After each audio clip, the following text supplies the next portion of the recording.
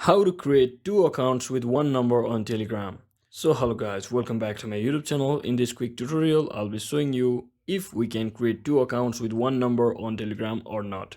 So first, let's find out. First thing, simply head over to your Telegram application and make sure you are logged into your account. And just tap on this three dot icon over here, three bar icon over here.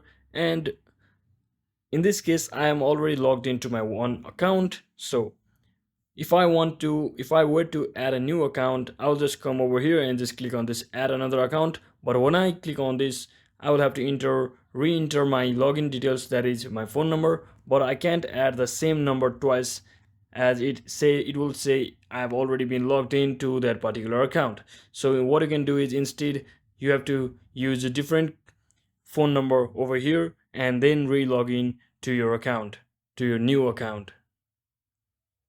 But since there is no any actual option to create two accounts with one number, so that means we cannot directly create two accounts with one number. You may use virtual phone numbers by heading over to the Google browser and find there and paste it over here, but you can't actually create two accounts with one number directly on Telegram. So I hope this video was informational guys. If it was, don't forget to like and subscribe to the channel. See you on the next one.